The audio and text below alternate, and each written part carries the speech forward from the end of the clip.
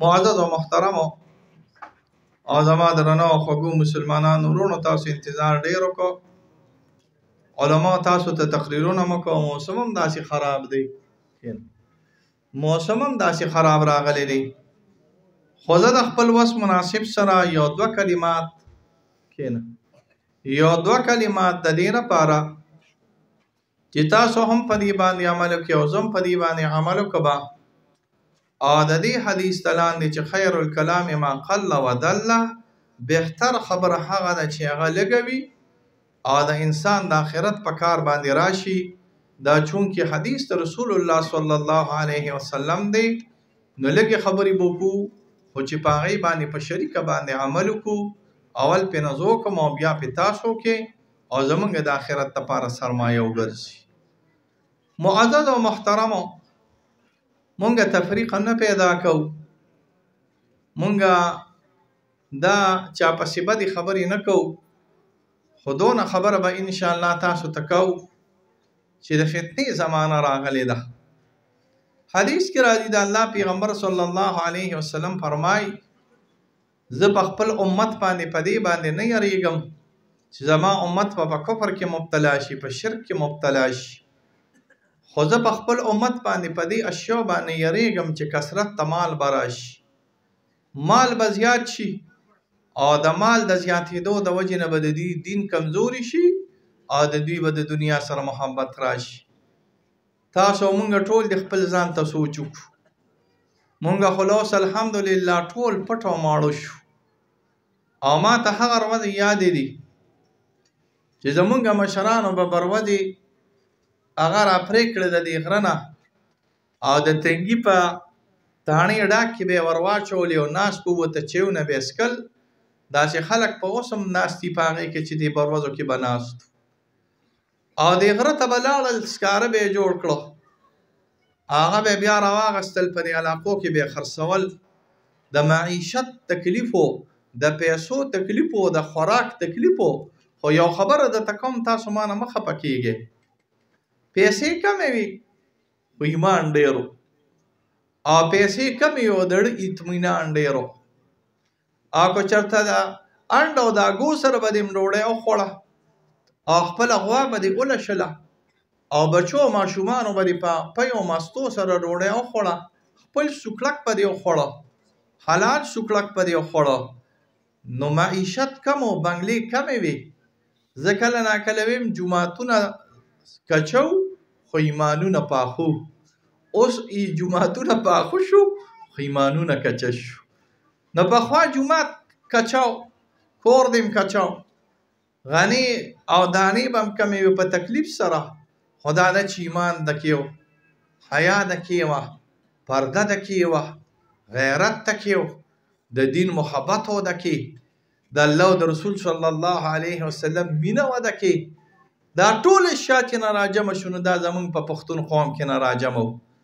مونږ به چې کله د الله او د رسول صلی الله علیه وسلم نوم واورېد او کله به دا خبره شو چې د الله او د رسول صلی الله علیه وسلم بېدبي شوې ده علاقې به راپاڅېدې لښکرې به یې وکړې ویې لکه د عالم او د قاري او د حافظ او د الله او د رسول بېدبي شوې ده کورونه به یې سوځول د الله او د رسول صلی الله علیه وسلم د هغه کسانو چې چا به بېدبي او د الله او د رسول کوله اوس هغه بېدبي خو لا یو طرف ته په خپله دې پړه کې کله ناکله جراثیم راشي په خپله دې پړه کې کله ناکله داسې اشیا راشي چې ځان ته دا مشران درته داسې بد اعتماده غوندې ښکاري دا فتنه ده او د فتنو د وجې نه د انسان ایمان کمزوري کېږي د الله پیغمبر صلی الله علیه وسلم فرمایي دا زمونږ د دې محلي جومات ته که لرې دی د دې محلې دی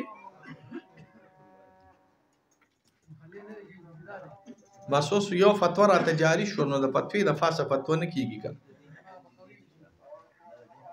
ستاسو مفتیانو اختلاف وکړو مونږ وږي مې وو د وږي سړي خبره او دا زمانه زیات وږي دي وی مولا تقریر برکه خدای دې غرق نه کړه مونږ وږي وو باران په ډېر ورېده پرېږده چې لږ ثواب یې خوشي که نه مونږ هم د بل ځای نه رالو سره بړستنې نه رانلو چې جوړ بړستنې نه رالو دا هغه دغه نه رالو شب قدر نه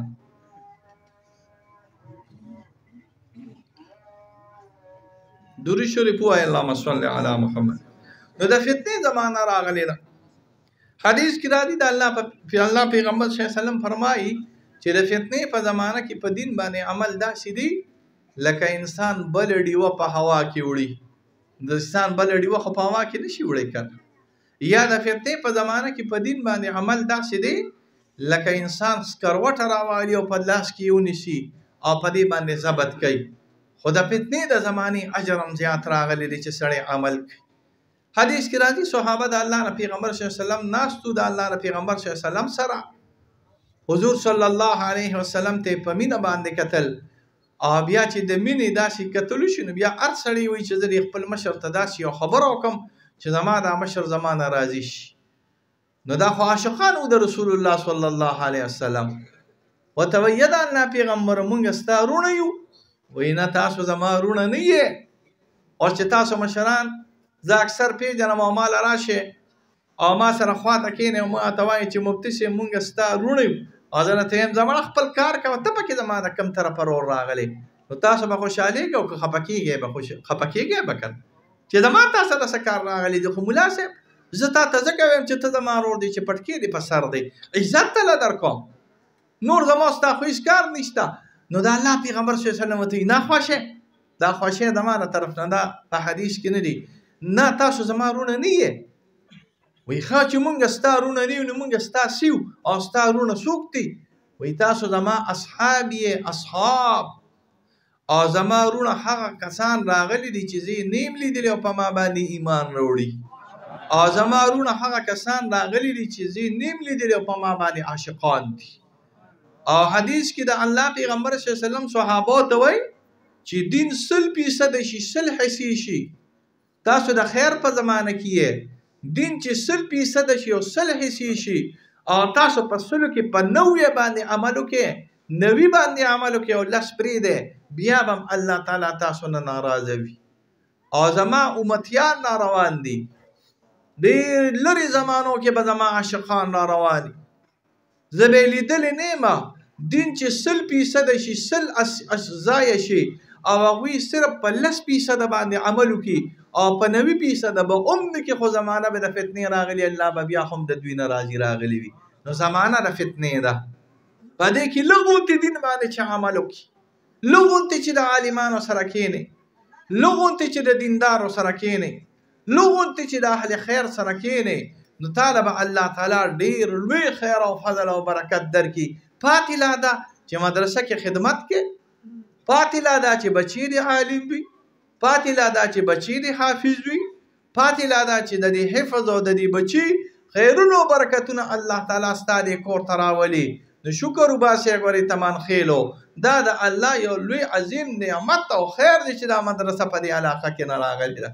پخوا به زموږ ماشومان او زموږ د دې علاقو نه به خلک تله هلکه چېرته ځو هلکه اکوړي ته ځو هلکه چېرته ځو د هغې نه مخکې به خلک چېرته تله دیوبند ته تله د هغې نه مخکې به خلک چېرته ته سمرقند و بخارا ته به تله زمونږ به خلکو بسترې راواغشتې او د علم د حصول لپاره د دیوبند نه مخکې بخارا او سمرقند و مونږ به یې سړی د سمرقند فارغ دی او د بخارا او د بلخ فارغ دی. بیا دیوبند چې کله عالمانو د دیوبند جوړ کو او روس بیا سمرقند د بخارا واغست نو هغه مدرسې په مونږ بندې شوې عالمانو د دیوبند جوړ کو نو بیا به خلک وي هلکه دا عالم د کوم ځای فارغ دی هلکه وي دا د دیوبند فارغ راغلی دی. بیا د هغې نه پس دیوبند هم بند نه شو خو په مونږ بند شو. دیوبند د الله نه بندی جاري او ساري دی. په زرګونو طالبان پکې په موجود دي د دورې او عام خو په مونږ پاکستانیانو باندې بند شو. مونږ سره ملک 2 ځایه شو هندوستان یو طرف ته شو مونږ بل طرف ته شو نو زمونږ عالمان طالبان د دیوبند نه بند شو. بیا به خلک وی هلکه په سړی د کوم ځای فارغ راغلی دا کوړي فارغ دی د کوم ځای دی دا کوړي هلکه قاري صاحب کوم ځای کې قرائت کړی دی کوړي ته تللی ومه قرائت مې هلته کړی دی حفظ مې هلته کړی دی. اوس هر کلي کې الله تعالی کوړی پیدا کړی دی. اوس هر کلي کې الله تعالی تاسو ته د عالمانو مدرسې کولو کړي دي. د دې عالمانو قدر وکړئ. ستاسو دا بچي به ګورئ بستره په سر باندې ګرځېدل او دا م یو خبره یاد ساتئ زه دا په فخر سره وایم چې الحمدلله کم سیستم د مدرسې دا زموږ په پاکستان او خاص کر په پښتونخوا کې دی دا د دنیا په سر باندې یو چرته نشته. ګورې یو ځای کې نشته. مولا چرته په دنیا کې ځان آزاد نه دي ساتلی. کوم ځای کې چې مولا دی نه هغه حکومت ته سر کټه کړی دی. د ترکو مولا حکومت ته سر ښکته کې ګیرې وخریله. د عربو مولا حکومت ته سر ښکته کې ګیرې وخریله. تاسو به ګورئ ډېر خلک هلکان به تاسو په سعودي کې یې. سعودي کې چې تاسو کله امامانو ته ګورئ که نه، نو د جمعې لمونځ چې امام کښېني یو کاغذ ورته مخې ته پروت راغلی. حکومت ورته وایي چې کاغذ باندې به تقریر کې دا نه د مولا چې ته کېناستې او ځمکه اسمان ته ولي، اسمان ځمکه ته ولي، او بېنظیره تباه او نواز شریف ته خدای غرق کي، او شهباز شریف ته خدای غرق کي، او عمران خان دی خدای غرق کی، او واپسې دی خدای غرق کی. کنځل او وینا دی شروع کړي. دا ورشه تو که په بار علاقه کې تو وایې چې سلمان فهد دی خدای غرق کی، یا تو وایې د مصر په حکومت کې یا د ترکو په حکومت کې سرمن بدنه مولا وباسي. ګورې خفه کېږه ما پوهېږې که نه. د ترکو مولا ازاده خبره نشي کولی په بادشاه پسې. د عربو مولا ازاده خبره نشي کولی په بادشاه پسې. د عراق مولا ازاده خبره نشي کولی په بادشاه پسې. په ټوله دنیا کې چې کوم مولا دی هغه تور او ډال کېښودل حکومت ته وي یاره دې تر به د چاپلار جنګ وکړي. دا خو ګرانې خبرې دي. مولا حکومت ته وي ګیره وخورایا وایي مړه دا خو پکې لا ښایسته ښکارمه، ځه ستا دا زور را باندې راغی او زه ما خو مخکې نه وې چې څه چل ولا وکړمه، خو زه په ګیره خرولو کې خو زه لا ښایسته ښکارم. اوس خو مې الله ته بانم جوړه راغلی دی چې حکومت راته وي چې ګیره وخورایا. او په ترکو کې او په مصر کې به په ګیره باندې څه ورکوي؟ ټیکس. او عجیبه ټیکس یې دی. ګورې ښه ټیکس یې دا دی که چېرته داسې هغوی داسې نری نری ګیرې پرېږدي ایله دا ته به وایې که حجامت یې غټ شوی دی. د دې د ما په خیال $10 دی په کال کې. $10 ښه په کال کې $10. او که لږ یې غټه کي نو بیا ورپسې $10. نو خدای دې خیر پکې واچوي. مونږ کال ته لاړو نو د کال به رانه بیا $2000 راځي. نو پوهېږې زما په خبرو پوهېږې که نه؟ زما غوندې د اوږدې ګیرې ملا یا چېرته بل د اوږدې ګیرې ملا که چېرته لاړه نو $2000 به داخلي د کال چې لکه لکه ګیره باندې څه راغلی ټیکس. په جومات ته ټیکس دی هلته په ترکو کې. په مصر کې په مدرسه ټیکس دی. مدرسه نشي کولی واخلې پټکي چې لاوې نو تا ته به وایي دا ټیرریسټ دی او دا افسرې فنډامنټلیسټ دی او دا دهشتګرد دی. نه الحمدلله ستاسو په پاکستان کې ستاسو په دعاګانو سره، ستاسو په تعاون سره، ستاسو په چندو سره، ستاسو په اخلاص سره، ستاسو په برکت سره مولا الحمدلله نر دی او آزاد دی. پوهېږې څه دی؟ نر دی او آزاد. د پاکستان د مولا او د افغانستان او د هندوستان د مولا په شانتې نر او ځوان مولا چې حقه خبره همیشه کوي. که سر یې په دار باندې کېږي بیا هم حقه خبره کوي، او که د لږې نه ډوډۍ هم نه موني بیا به هم انشاءالله حقه خبره کوي. دا ولې؟ دا د دې مدرسو برکت راغلی دی. نو شکر وباسئ. یعنې مونږ هم دا نور ملیان چې په دې کومو علاقو ما تاسو ته وویل، ما تاسو ته ویلي کرکوک ورته یو علاقه وایي. کرکوک دا په عراق کې دی. دا د حنفیانو دا علاقې ځان سره یاد ساتئ. څه موصل کرکوک څه ورته وایي؟ موصل او کرکوک ورته وایي، سلیمانیه ورته وایي. دا د بغداد نه دې طرف ته راغلی دي. قبله کم خوا ده؟ دې خوا ده. دا د بغداد نه دې طرف ته دي. بغداد مین مرکزي ښار دی په عراق کې. په شام کې مین مرکزي ښار دمشق ته نوم ځان سره یاد ساتئ. څه شی دی؟ دمشق. په مصر کې مین مرکزي ښار قاهره ده. څه راغلی ده؟ قاهره. د بغداد نه دې طرف ته یعنی شمال طرف ته ټول احناف دي، او دې طرف ته تیشیګان دي او ګډ وډ خلک راغلي. هغې کې یو علاقه د کرکوک ورته وایي، نوم یاد ساتئ. او موصل په هغه کې غوټ لوی مزیدار ښایسته عظیم الشان دارالحدیث دی. هغوی مدرسو ته مدرسې نه وایي، هغوی وایي دارالحدیث الاشرفیه، دارالحدیث النوویه، دارالحدیث ابن حجر. هغوی چې کوم ځای کې د حدیثو درس کېږي نه هغوی ورته نوم څه وایي؟ دارالحدیث. په کرکوک کې یو دارالحدیث دی، هغې کې د ترمذي ختم او دا کوم جیبونو کې چې شیزونه پراته دي تاسو به ټول پوهېږئ. نو ښکاري دا چې دې نیولې دی. وګوره دا ریکارډینګ کوي او هغه لایو چلېده. مونږ هم په دې قصو پوهېږو. څه چلېده؟ لایو چلېده. د ترمذي ختم و. زه خوشحاله شوم ځکه تاسو په دې قصو نه پوهېږئ. خو زما نظر په ټوله دنیا کې زه خوشحاله شم چې یا الله پاکه شکر دی چې د عراق په هغه خاوره باندې چې د شیعاګانو غلبه ده پې او بیا په سیکولر خلک تیر شوي دي په دې کې شکر دی چې د ترمذي ختم کیږي نو خوشحاله م چې د ترمذي ختم دی خو چې محدث صاحب او شیخ الحدیث ته کیمره راواړوله نو شیخ الحدیث ګیره داسې خریلې وه تک شین مخ شیخ الحدیث مبارک نیولې سرتور سر ناستو دا د هغې روایت دی بس سرتور سر ناستو او ګیره تکه شنه نیولې وه او ټی کوټ ټی کې و څه کې کوټ او ټی یې چولې وه شیخ الحدیث